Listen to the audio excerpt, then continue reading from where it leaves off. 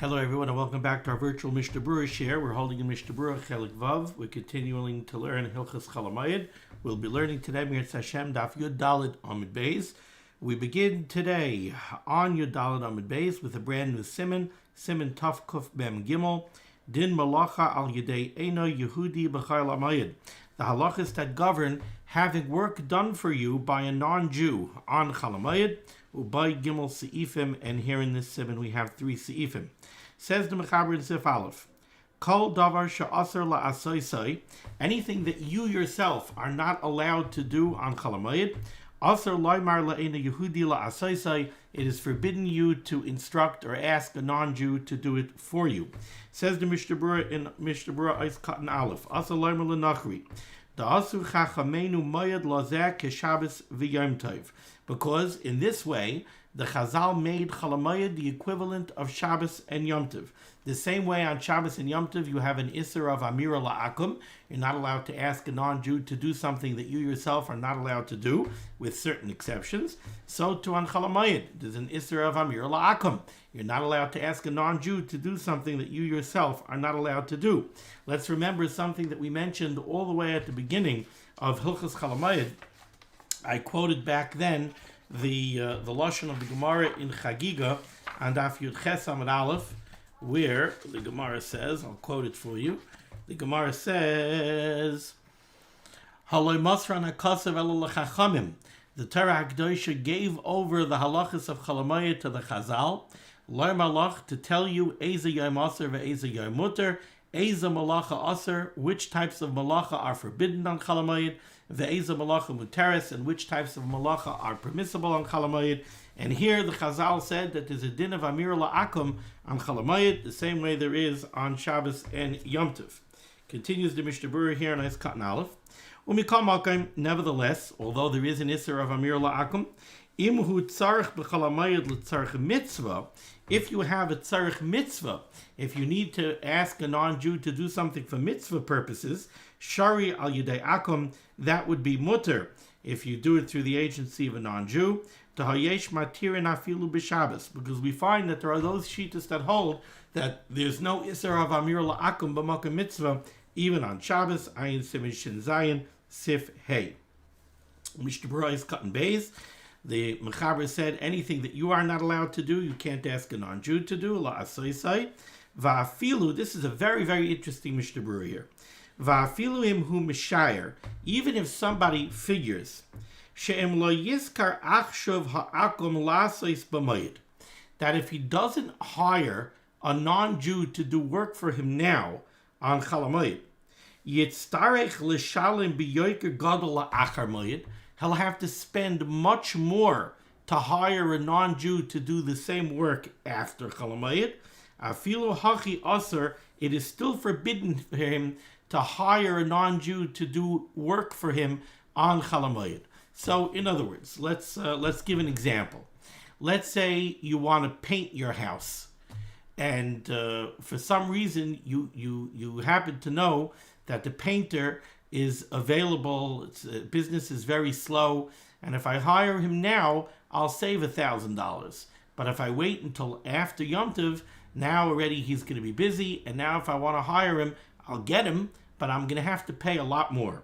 On that, the Chavetz Chaim says that you're still not allowed to employ the non-Jew and ask the non-Jew to do melachah for you on Chol Hamoed.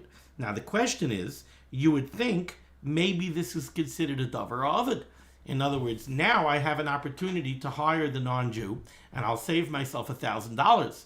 If you're telling me I can't hire him on Chol Hamoed, I have to wait until after Yom Tov, it's going to cost me $1,000 more. So I stand to take a significant financial loss. You might be tempted to call that a davar ovid.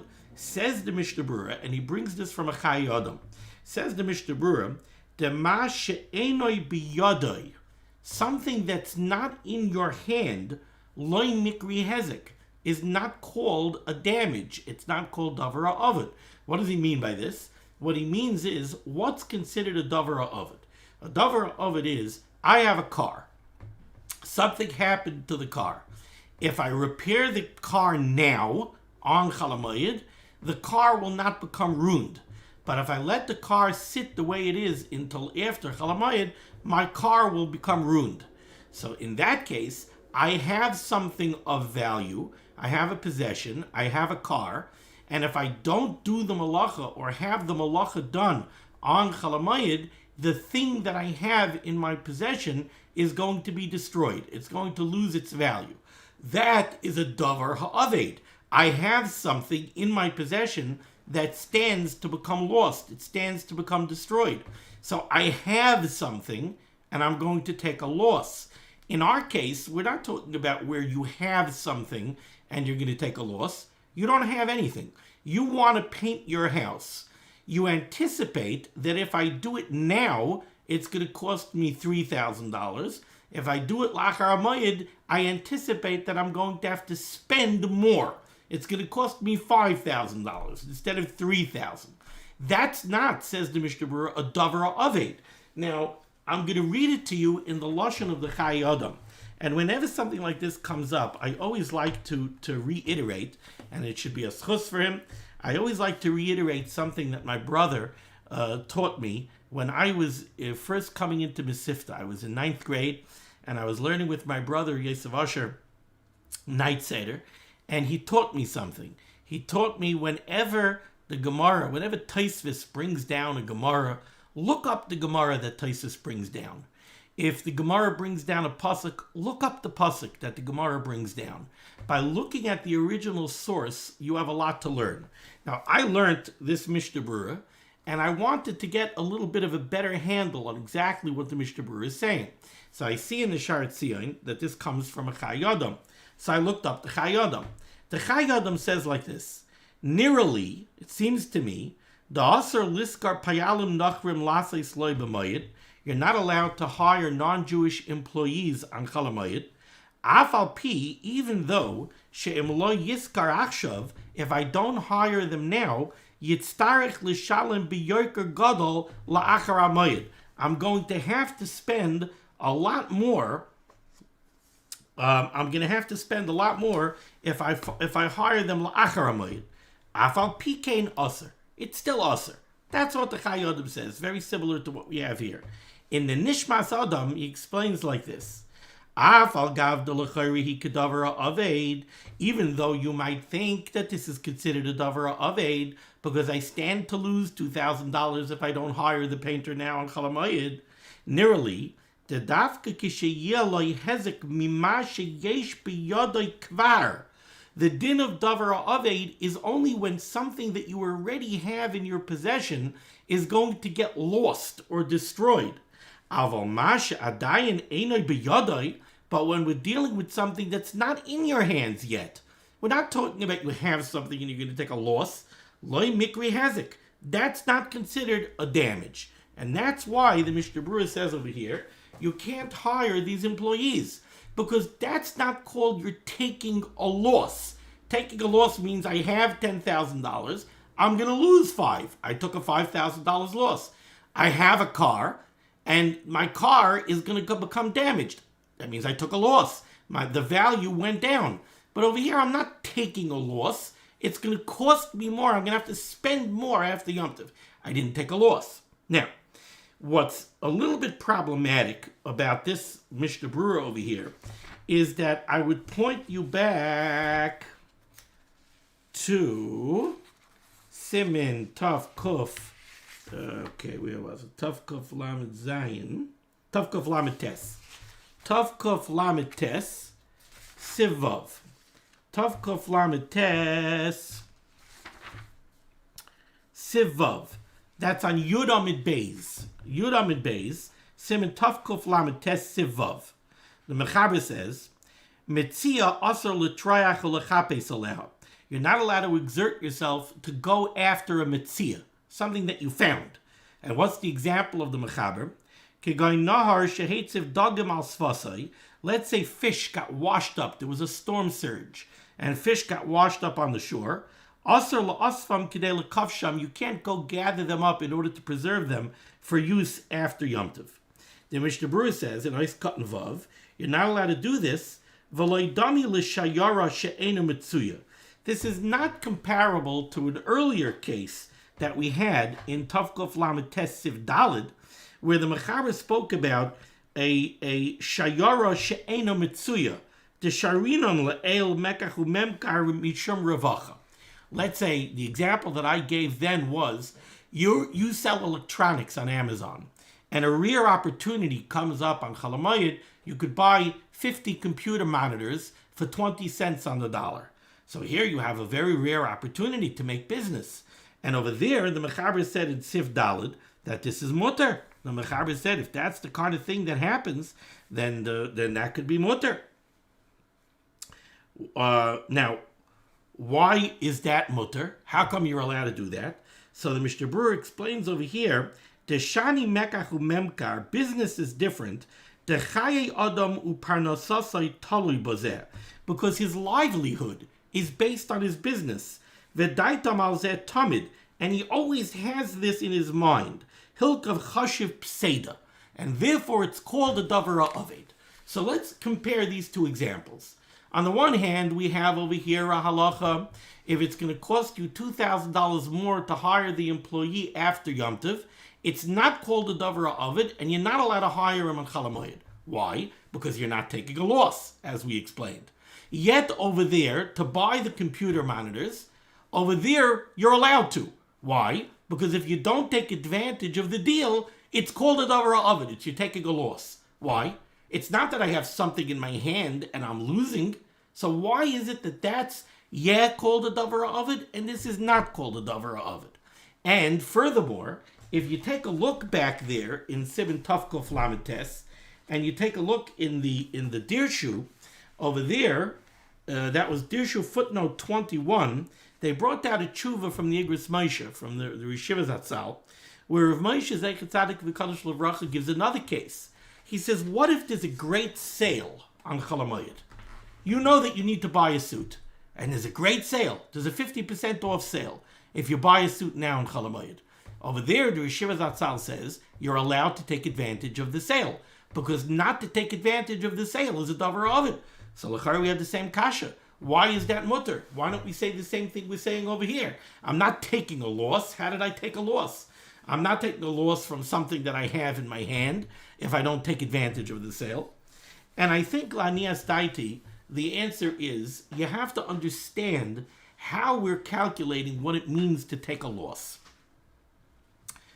If there's a storm surge and fish washed up on the beach, and you didn't take advantage of going and gathering up fish and preserving them for after Yom Tov, nobody is going to come over to you and say, wow, it must be very hard to handle. You took a real financial hit yesterday. You know, you could have gathered up $100 worth of fish. You lost $100. No, I didn't lose anything. I wasn't expecting any fish. I wasn't anticipating any fish. It was the furthest thing from my mind. It was this crazy opportunity that fish came and washed up. So Baruch Hashem, the people who were able to take advantage of it, took advantage of it. The Rebbeinu Shalom gave them a matana. They made $100. They could write down in their journal the beautiful siyata d'shmaya that they had, that the Rebbeinu Shalom gave them $100 worth of fish. But nobody is going to tell you that if you didn't take advantage of it, you took a loss. You didn't take a loss. You didn't take advantage of something that you possibly could have taken advantage of. But that's not called taking a loss. So too over here, in our Siman over here, when you want to go hire somebody to do work, and you find out that right now somebody is available cheap, and you don't take advantage of it, nobody is going to come and say, whoa, you spent $5,000 to paint your house? Wow, what a bitter loss you took. You could have had it painted for $3. That's not called taking a loss. It's supposed to cost $5. There was an opportunity, maybe I could have taken advantage of it. That's not the same as the businessman who sells electronics on Amazon. The businessman who sells electronics on Amazon, this is his business model. This is what he does day in, day out the whole year. The reason he makes money is because he takes advantage of buying low and selling high. Anytime he doesn't take advantage of that, he failed at his business model and he took a loss. That's called taking a loss. And that's what the Mishnah Berurah means back in Tavkuf Lamed Tes Chav Dalid, when he says that when it comes to Mekach u'Memkar, Chaye Adam u'Parnasasoi Talui Bazeh V'Daitam Al Zeh Tamid. He's always thinking in this direction. His whole business model is to take advantage of opportunities. So if he fails to take advantage of an opportunity, that's called taking a loss. If he would go on the Amazon sellers group chat, everybody would say, whoa, I can't believe you didn't get that deal. Well, yeah, you took a loss. Because that's your whole business model. Those are the things that you always have to take advantage of. I think the Yeshiva Zatzal, when it comes to a sale, extends that to a sale. I think what the Yeshiva Zatzal, and I didn't look yet in the Igris, I would like to see what he writes clearly in the Igris, but I have a funny feeling that what the Yeshiva Zatzal is saying is, Kenai Nahara, somebody has a mishpacha, and he has to run a household on a limited budget. Part of the business model of running a household on a budget is you need to be able, it's like I know people who always, they buy for next winter at the end of the winter season, at the end of the season sales. It's not, whoa, I just happened to take advantage of it. No, that's their whole budgetary model. This is what they do. They chase the sales. My Rebbe, Stark, always says, you're never supposed to buy anything when you need it. You don't buy mayonnaise when you need it. You buy mayonnaise when it's on sale. How are you going to learn in Kyle? You want to be able to learn in Kyle. You have to never buy something when you need it. You buy mayonnaise when it's on sale. You buy flour when it's on sale. You buy chicken when it's on sale. You make sure you have what you need in the freezer and in the pantry closet. If you buy what you need when you need it, you pay too much. So that's the business model. In Cain, if you don't take advantage, it's called taking a loss. Okay, spent some time on this, but I think it was very worthwhile. It gives a deeper understanding into how we understand what is a davar of it and what's not a davar of it. Okay. Now let's go to Sif Beis. Says the Mechaber. Eina Yehudi shekibel me erev Yom Tov livnois beisai shel Yisrael bekablonos. A non-Jew who accepts a contract before Yom Tov to build a house, a construction project. So we have a contractor here. He takes on a contract to build a house for a Yid bekablonos. What does bekablonos mean? Bekablonos means he's doing it by the job, not by the day. You contracted him to build an extension on your house. You go through the plans. He says $250,000. That's the price for the job. And I'm going to get the job. The contractor is going to get the job done in as soon as possible as he can. But you didn't contract with him a per diem rate. He's getting paid for the job. And when he completes the job, that's when he's going to get paid. Aser lahaniach lasois b'chol hamoed. You're not allowed you're not permitted to allow this non-Jewish contractor to do work on Chol Hamoed, af al pi shehu chutz l'tchum, even though the work is being done chutz l'tchum. Okay, let's take a look at the Mishnah Berurah and see what's at play over here. Says the Mishnah Berurah is Cut and Gimel. The contractor accepted this job b'kablonos, which means he's getting paid for the job. Says the Mishnah Berurah, Ritzana Loimar. What the Mechaber is saying when he points out, when he gives the case, that the case is where he got it b'kablonos, what the Mechaber means to say is a chiddush. Af shehu b'kablonos. Even though the non-Jewish contractor took on the job b'kablonos, so that he's getting paid for the job, v'loi b'schir yom, and he's not getting paid daily. So that now, if he's a schir yom, if you're hiring him to work for the day, so then when he comes to work on Chol Hamoed, you're paying him to work on Chol Hamoed. So that means he's doing work for you on Chol Hamoed. That certainly is aser. The chiddush over here is, even though he's doing it b'kablonos, if he's doing it b'kablonos, then he's not working on Chol Hamoed because you want him to work on Chol Hamoed, because you're paying him to work on Chol Hamoed. He could work whenever he wants. He gets paid when he finishes the job. If he wants to show up today, he'll show up today. If he doesn't want to, he won't. He chose to show up on Chol Hamoed. So in a way, kablonos, the truth is, me'ikar adin, kablonos would be mutter on Chol Hamoed. He's not working for me on Chol Hamoed. He's doing the work. He's doing his work on Chol Hamoed. He's not working for me on Chol Hamoed. Still in all, the Mechaber is telling you, Ritzana Loimar, Af shehu b'kablonos v'loi b'schir yoim. even though he accepted the job at Kablanis and he's not a Schir Yoim, v'gam einoi mitzavehu sheyasa b'mayid, and you didn't instruct him to do the work on Chol Hamoed, v'chol da'avid adaytei denafshei avid, and the work that he's doing and the fact that he's working on Chol Hamoed is up to him. He's doing it based on his own thought process. He decided he wants to work today on Chol Hamoed, k'dei ligmar b'mehera es melachtai, because he wants to get the job finished as soon as he can so he could collect his windfall paycheck. So he decided to work on Chol Hamoed. Afilu hachi, still and all, aser, this is aser. Why is it aser? Shaharoya, because the Yid who walks down the street and sees that Tony the contractor is working on your house on Chol Hamoed, Yomar is going to say, Shehu Sacher Etzlei. He is going to think, wow, look, Morty went ahead and hired a non-Jew to do work on his house on Chol Hamoed. So he's going to think that you're doing something that's aser. He doesn't know that it's kablanos, it's not schir yoim, technically it's mutter. He doesn't know that. There's no sign saying kablanos. So as far as he's concerned, it could be a sachir. So therefore, you're not allowed to do this. However, the Mishnah Berurah throws out the possibility, v'im kol ha'ir darkon livnois bekablanos, if the minig in that locale, if the business model that's always followed in that locale is that contractors work on a kablanos basis, then ayin le'el b'siman reish mem dalet sif aleph b'bir halacha, where over there they discuss that it's possible that this would be mutter, because now there's no reason for anybody to think that he's a schir yoim. Everybody looks and they say, oh, it must be kablanos, and that's why he has him working on Chol Hamoed, because he doesn't have him working. Tony decided to show up. It has nothing to do with Morty. Morty didn't ask him to come today. It's kablanos. He shows up whenever he wants. Now, an interesting halacha.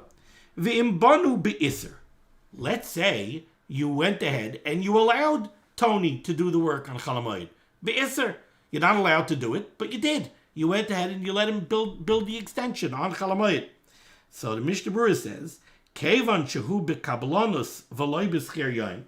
If it was taka done be'kablanos and it wasn't done on a schir yoim basis, shari lador by, then b'di'eved, if Tony did the work bekablanos and he showed up on Chol Hamoed and he worked on Chol Hamoed, b'di'eved, you're allowed to live in the house. But how about if he was a schir yoim? How about if you hired Tony to come work, you're paying Tony by the day, and you paid Tony to come work on Chol Hamoed and build the extension on Chol Hamoed? What's the halacha then? Let's take a look here at the Sharet Tzion's cotton base. Ayin Siman Reish Mem Daled Mishnah Berurah Sif Cotton Yud Tes V'Sif Cotton Chaf. And if you take a look in the Dirshu, in footnote number 7, Sham Hevi, over there the Mishnah Berurah brings down, Shebediyevet Ibnasa Be'Isser Al Yedei Schir Yoim, if the house was built B'diyevet on a Schir Yoim basis, so that you paid him to do the work today, Asar L'Mishaleach Lodor By La'olam, then the owner of the house who hired the worker to come do the work is never allowed to live in the house. But he could sell the house, because somebody else could live in the house after the time period of Ktesha Yasu. V'rak b'kablanos hekel bazeh. Wow. Okay. Now let's go to Mishnah Berurah's Cotton Daled. The Mechaber said that you're not allowed to have the contractor do the work on Chol Hamoed, even if the work was contracted out on a kablanos basis. And the Mechaber said, Afal pishu chutz l'tchum. This is true even if the house is located out of the city limits. It's out of the tchum. What's at play over here? Says the Mishnah Berurah's Cotton Daled, Afal pishu chutz l'tchum. Lefi shaholchin l'sham b'nei adam. Because let's remember, on Chol Hamoed you're allowed to travel. So on Chol Hamoed, when somebody's taking his family out to the park for the Chol Hamoed trip, he's going to go out of the tchum and he could pass by the construction site. And you're going to have this problem where he's going to see Tony doing the work, and he's going to think Tony is a schir yoim and that you're doing a devar iser. V'yirah melachah v'yarmu b'shlichus Yisrael oisa. Ma she'ein kein b'Shabbos v'Yom Tov. On Shabbos and Yom Tov, this halacha is different. On Shabbos and Yom Tov, sometimes you are allowed to have work done chutz l'tchum, because there's no problem of haroyah. Nobody's going to see it. But on Chol Hamoed, that doesn't apply. Okay, let's go weiter in the Shulchan Aruch. 3 lines down. Aval, however, im nasid loy melachah b'talush, this halach is going to be very pertinent to us. Aval im nasid loy melachah b'talush. Let's say you gave a non-Jew work to do b'talush, which means literally something detached from the ground. So for example, let's say you already harvested your wheat, and now you want to give over your grain to a non-Jewish miller so that he should mill your grain over on his property, by his mill. He's not doing the work by you, he's doing the work by him.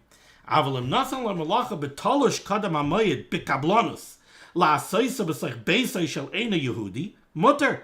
If you gave work with something that's detached from the ground, that the non-Jew is going to take over to his property, to his house, and he's going to do the work, bikablanus. So you're paying him here. Here's 500 pounds of grain. Go, you gave it to him before Chol Hamoed, you gave him before the Moed, you gave it to him before Yom Tov.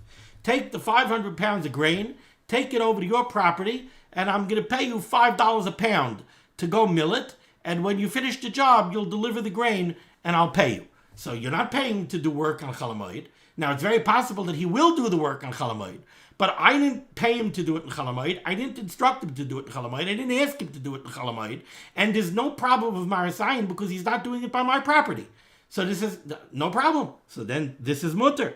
Let's take a look at the Mishnah Berurah. Says the Mishnah Berurah is cotton hay, betalush. This halacha pertains to something that's detached from the ground. However, it says the Chavetz Chaim, upa'amim yitzuyar heter af b'mechuber. This heter can sometimes apply even when the non-Jew is doing the work b'mechuber, even if he's working on produce that's still attached to the ground. Kigoin, for example, shenasa loisadeh ba'arisus. If you gave over your field to a sharecropper, which means you gave it to a sharecropper, he's going to work the field, he's going to plant, he's going to harvest, and there's a percentage. You're going to receive a percentage. In that case, even though the non-Jew is going to do work on your property, on Chol Hamoed, people are going to see it, it's okay. Why? You're allowed to let him do work on Chol Hamoed. Because he's doing his work. It's his work. He's doing his work whenever he wants. And the people who see it aren't going to be chayshid you that this guy is a per diem employee that you're paying to do work on Chol Hamoed. Because everybody knows that fields are given over to sharecroppers. And even non-Jews who live and eat in your house, who live and eat by you, they could go and help the sharecropper on Chol Hamoed. Why? The Yid is not paying them to do work on Chol Hamoed. So they're not doing his shlichus. Okay, it's cotton vav. You gave the non-Jew a contract, bekablanus. You gave him the 500 pounds of grain to go mill the grain in his mill on his property, and you'll pay him when he's finished. That's mutter. It's unaloymar. What the Mechaber wants to say is, the bazesu loy asili dechshad umutter kevichu bekablanus. Over here, what's the problem? It's kablanus. You're not paying him or instructing him or asking him to do work on Chol Hamoed. There's no marasayin because he's not doing it by you, so there's no problem here at all. So now, let's translate this into situations that we could relate to. You want to give your car to the non-Jewish auto mechanic to change your transmission. And you're doing it bekablanus. You're telling him, you take the job, you put in a Jasper transmission, it's going to cost me $2,500. When the job is finished, you'll call me up, I'll pick up the car. You're giving it to him before Yom Tov. I didn't ask him to do it on Chol Hamoed. I didn't instruct him to do it on Chol Hamoed. He's taking the job bekablanus, and he's doing it in his shop. There's no marasayin. Nobody sees work being done on my property. Now, what's different about the case that I just gave you, I just realized now, I'm saying it from the vantage point of where I live in my little tiny neighborhood by the yeshiva community in Staten Island, and the auto repair guy that I use is on Arthur Kill Road in an industrial area, and there's no problem of Marasayin that somebody is going to drive by and see that work is being done on Yisrael Weiss's car. It could be that if you live in a Yiddish neighborhood and the mechanic is on the main drag in the neighborhood and everybody who walks by sees that your car is being worked on, maybe over there there's room to ask a shaila, even though over there I would think that that's similar to the case where that we spoke about before in Ice Cotton Gimel, where everybody knows that the work is being done b'kablanos. Everybody knows that auto mechanics work on your car b'kablanos, so they don't think he's a schir yom. But maybe there's room to ask a shaila over there. Or how about this? How about if you give your suits to the dry cleaner before Yom Tov, and you're going to pick it up after Yom Tov? I don't need these suits on Yom Tov, on Chol Hamoed. I want to make sure that after Yom Tov I have clean suits to wear. So I'm giving in the dry cleaners before Yom Tov. What's the problem? There's no marasayin at all. Nobody knows that it's your suit. The work is being done in the dry cleaning shop. It's not being done by you, right? So, and it's being done by kablanos. He gets so and so much for the suit. So you could give in your dry cleaning before Yom Tov, even if they're going to do the dry cleaning on Chol Hamoed. So what? No problem. Matter of fact, I think there might be a Dirshu footnote. Yeah, Dirshu footnote number 8 speaks about giving clothing into the laundry. You want to give your laundry in to one of these places that wash your laundry by the pound. So you're going to give it to them before the Moed. He comes back over here in the end of the footnote in the name of the Tosefes Shabbos that this is fine because nobody knows that it's your socks that they're washing, and you gave it to them before Yom Tov and you did it b'kablanos. It's not a problem.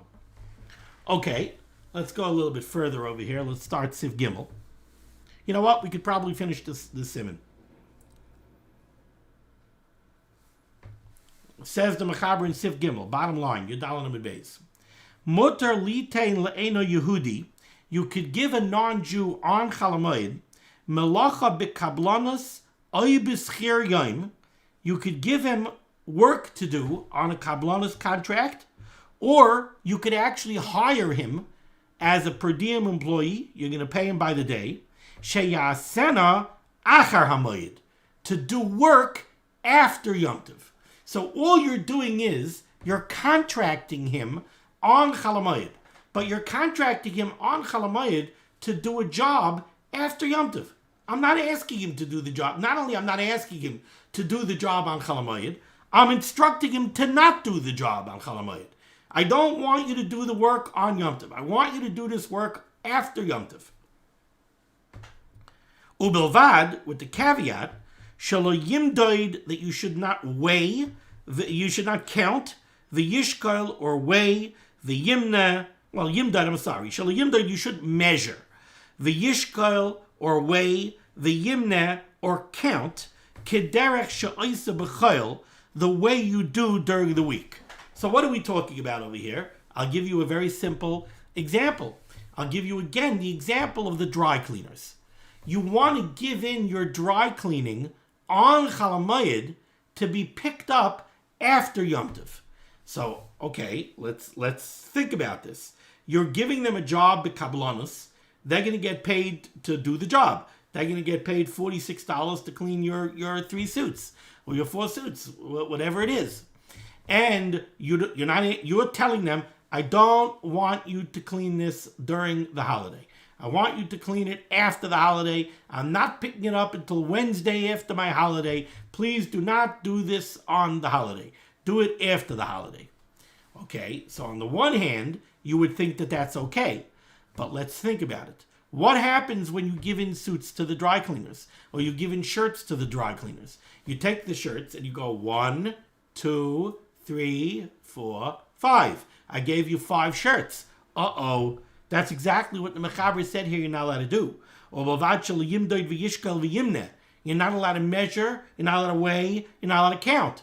Now you just counted the shirts. The problem is, this now becomes uvda d'chayil, and that's why this is aser. If not for the uvda d'chayil component, could be that this would be mutter. Let's take a look at the Mishnah Berurah here. It's the bottom line in Yudal Amid Beis. Mutter litein lenachri. V'hu adin del Yisrael shari litein. The Mechaber couched this in the context of giving work to a non-Jew. Says the Chavetz Chaim, you're even allowed to do this with a Yid. You could contract with a Yid to do work after Yom Tov. The Nachri, the reason the Mechaber mentions a non-Jew, the loinema, he's trying to tell me a chiddush. The loinema, you shouldn't say the Nachri bevadai lo yekayim v'yaseh b'mayit. Let's say the example I just gave with the dry cleaner. You might be shaking your head and saying, Rabbi Weiss, you're going to go to the dry cleaner and you're going to tell the dry cleaner, I don't want you to clean my suits during the holiday. Clean my suits after the holiday. I'm not picking them up until Wednesday after the holiday. Come on, Rabbi Weiss. The dry cleaner is going to do it whenever he has time to do it. He's going to throw it into the bin. He's not putting it on the side, putting it in a separate bin and marking it, do these suits after the Jewish holiday. He's putting it in the bin, and whenever it's time to do it, he's doing it. So says the Chavetz Chaim, the reason the Mechaber says you could give the labor to a non-Jew, you could contract a non-Jew, is no. Don't say that the Nachri is certainly not going to listen to my instructions. No, it doesn't matter. However, you have to instruct him not to do it during the Yom Tov. Pirish, you have to clearly instruct him to do the work after Yom Tov. Ice cut and test v'yishkail. You can't weigh. Kigoin, for example. Shenoisen matve la'arigas beged. Let's say you're giving over yarn to weave into a garment. Lo yishkal isam. You can't weigh the yarn that you're giving in. Or like the example I gave before, if you're giving grain, you want to contract with a miller that here, take the 500 pounds of grain and do it after Yom Tov. You can't go ahead and weigh out the grain. And now the Chavetz Chaim speaks about an example that I gave. If you give your clothing to a non-Jewish launderer on Chol Hamoed so that he or she should clean the clothing after Yom Tov, lo yimna isam. You can't count the garments that you're giving in. V'nireh, and it seems the b'shvil zeh nagu ha'olam shaloi litein lekayves akum b'Chol Hamoed klal. And this is why the minig is that we don't give clothing to a launderer on Chol Hamoed. Because you're not allowed to count out the garments. And if you don't count it out, then there's no trust in the deal. The Dagul Meravava writes, the klei pishton mutter liten loy sheyichabe sachar hamoed va'aflim noisam. When it comes to linen garments, you could give them in to the non-Jewish launderer so that they should be laundered after Yom Tov, and you're even allowed to count them out. Why? The reason for that is because we learned earlier in the halachas of doing laundry on Chol Hamoed, there's a shita that says that linen garments are allowed to be washed on Chol Hamoed. Why? Two reasons. First of all, they become very easily dirtied, and since they become very easily dirtied, the gzeira that we don't want you to do laundry on Chol Hamoed because we want to make sure that you're going to do your laundry before Yom Tov doesn't apply, because these are things that even if you wash them before the Moed, they become very easily dirtied, and you're going to have to wash them again. And also, the Mishnah Berurah said back there, "V'gam ein tarach b'kibusan kolkach." They're very easily washed, so there's very little tercha involved in washing them. So over here, the Dagul Meravava says, since anyway we have a shita that linen garments are allowed to be washed on Chol Hamoed, so then certainly you could give them in to a non-Jewish launderer or to a Jewish launderer on Chol Hamoed to be done after Yom Tov, and you're even allowed to count them out when you give them to them. However, Umeeli Rabba b'Siman Tavkov Lamadal Sif Beis Mashma she'en mechalik bazeh b'shasat chakil yesh lismach lahakel. Okay, now let's do the Ramah here and finish off this Siman. Haga, second line in the Shulchan Aruch. V'afim yaseh ha'ena Yehudi achar kach melachah shari. Let's say you gave the work to the non-Jew to do on Chol Hamoed. and he goes ahead and does the work on Yom Tov. He does the work on Chol Hamoed. It's mutter. Since you went ahead and you made a very clear condition and you instructed him not to do it on the Moed, it's mutter. Now, what does this mean that it's mutter? Says the Mishnah Berurah, Shari, Pirish, Ein Tzarech Limchais B'yadai. You don't have to protest. In other words, if you find out that the non-Jew is doing the work on Chol Hamoed, you're not mechuyev to go stop him from doing the work. He went ahead, he's doing the work. You're not mechuyev to stop him. Okay, that completes this Siman. Thank you so much for joining me for limud HaTorah. The schus of limud HaTorah should be begging against Klal Yisrael. The Rabbanan should send Yeshua's, Refuas, and Parnasa to all those in need. We should be zeicher to see the Bias Geld Tzedek, but Be'erev Yameinu. Amen.